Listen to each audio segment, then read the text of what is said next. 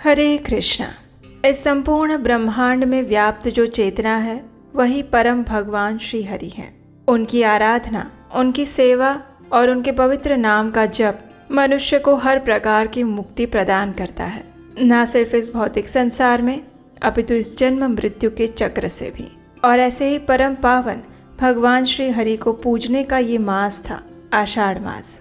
आषाढ़ मास पूर्ण होते ही अब चातुर्मास में श्रावण मास का आरंभ हो जाएगा, जो कि भगवान शिव का प्रिय मास है।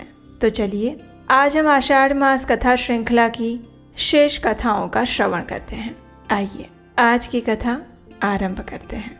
आषाढ़ मास कथा श्रृंखला की पिछली कड़ी में हमने सुना पैजवन नाम के शूद्र और गालव ऋषि के बीच हुए वार्तालाप के विषय में।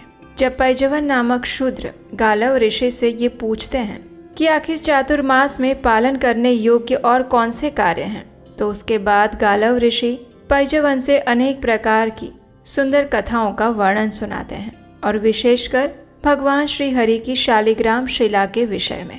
चलिए आज उसी कथा को हम आगे बढ़ाते हैं।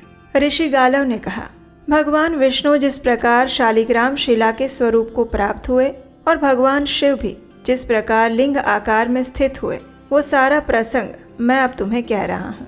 ध्यान से सुनो। पूर्व काल में ब्रह्मा जी के अंगूठे से प्रजापति दक्ष उत्पन्न हुए थे।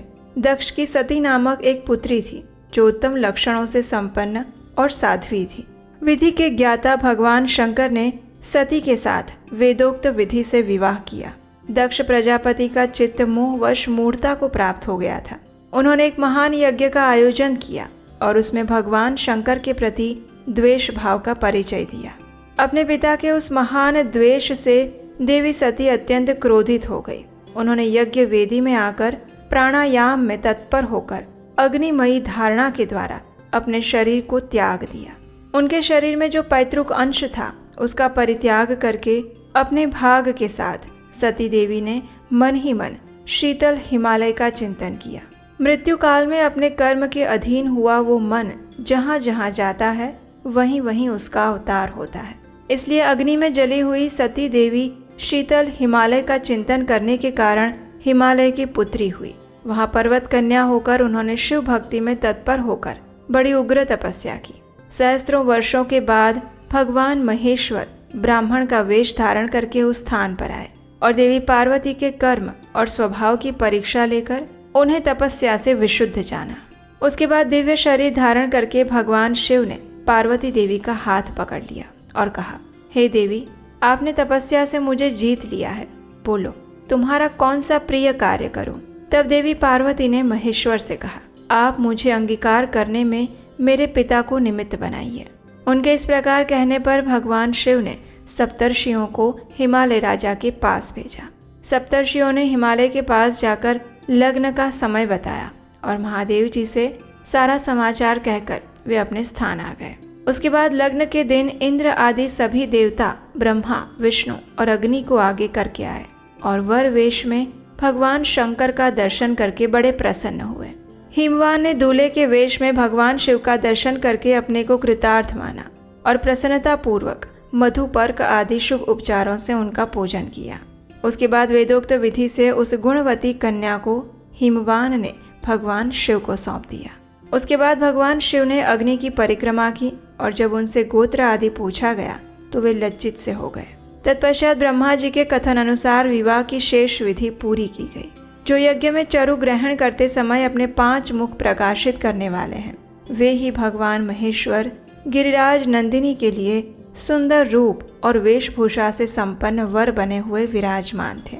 देवी पार्वती ने भगवान शंकर को ही अपना प्राण वल्लभ स्वीकार किया। विवाह के बाद दहेज देकर हिमालय ने शिव जी को विदा किया। वहां से भगवान शिव मंदराचल पर्वत पर आए। वहां विश्वकर्मा ने उनके लिए क्षण भर में मणिमय भवन का निर्माण किया। वह मंदिर देवाधिदेव भगवान शिव की इच्छा के अनुसार बढ़ने वाला था।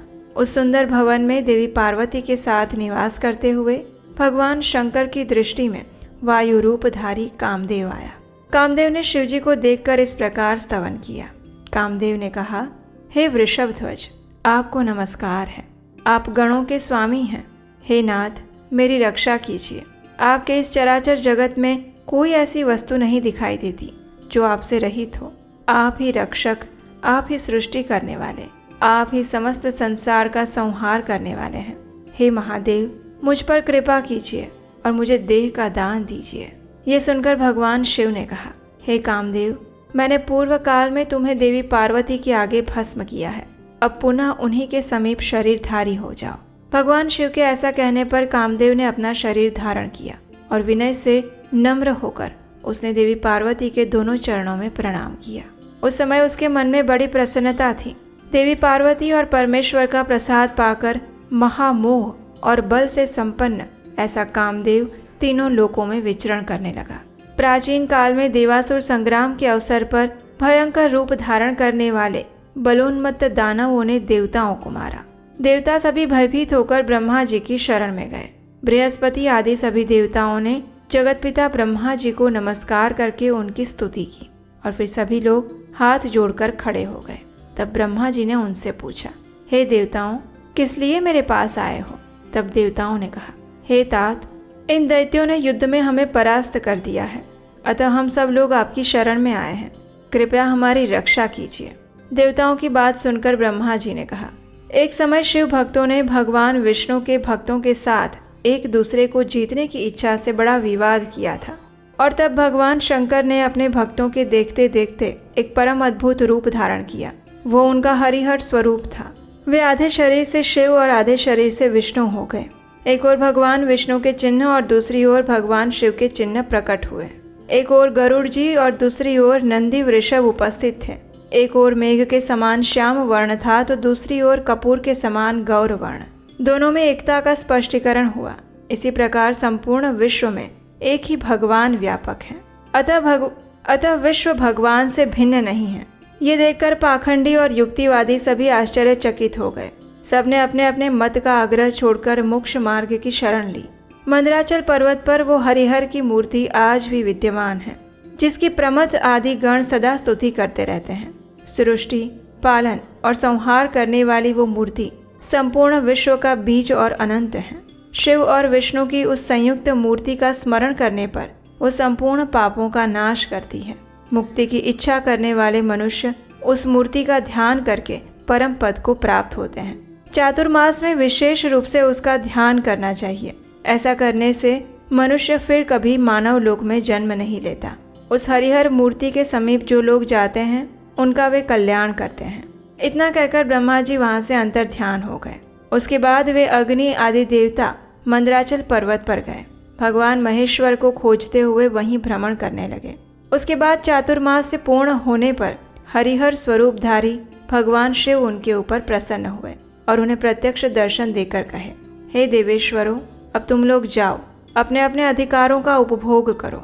मैंने उन दानवों को जिनसे तुम्हें भय था मार डाला है। अब प्रसन्न चित्त और बाधा रहित देवतागण कोटि कोटि विमानों के द्वारा अपने अपने अधिकारों को प्राप्त करके चले गए। एक समय सभी देवताओं और भगवान विष्णु तथा शिव के द्वारा भी देवी पार्वती जी की इच्छा के प्रतिकूल कोई कार्य हो गया था। इससे उन्होंने देवताओं को मर्त्यलोक में प्रतिमा बनने का श्राप दे दिया और उसी समय उन्होंने भगवान विष्णु से कहा, आप भी मर्त्यलोक में शिलारूप हो जाइए और शिवजी को भी ब्राह्मणों के श्राप से लिंग आकार प्रस्तर रूप प्राप्त होगा। तब भगवान विष्णु ने देवी पार्वती को प्रणाम करके कहा, हे महाव्रते, महादेवी, आप सदैव महादेव जी की प्रिया हैं, आपको नमस्कार है, आप कल्याणमयी हैं, आपको नमस्कार है। तब पार्वती जी ने प्रसन्न होकर कहा, हे जनार्दन, आप शिला रूप में रहकर भी योगीश्वरों को मोक्ष देने वाले होंगे। विशेषकर चातुर्मास के समय में सभी भक्तों की कामनाओं को आप पूर्ण करेंगे। ब्रह्मा जी की प्रिय पुत्री जो गंडकी नाम वाली नदी है, वो महान जल राशि से भरी हुई और परम पुण्यदायिनी है। उसी के अत्यंत निर्मल जल में आपका निवास होगा। पुराणों के ज्ञाता आपको 24 स्वरूपों में देखेंगे। आपके मुख में सुवर्ण होगा और शालिग्राम आपकी संज्ञा होगी। गोलाकार तेजोमय शरीर अपूर्व शोभा से युक्त होगा। उसी शालिग्राम स्वरूप में आप संपूर्ण सामर्थ्य से युक्त होकर योगियों को भी मोक्ष देंगे। शालिग्राम शिला में व्याप्त हुए आपका जो मनुष्य पूजन करेंगे, उन भक्तों को आप मनोवांछित सिद्धि प्रदान करेंगे। इस प्रकार कहते हुए गालव ऋषि ने कथा का समापन किया और उन्होंने कहा, हे महाशूद्र, भगवान विष्णु जिस प्रकार शालिग्राम शिलामय स्वरूप को प्राप्त हुए, वो सारा प्रसंग मैंने तुम्हें सुनाया।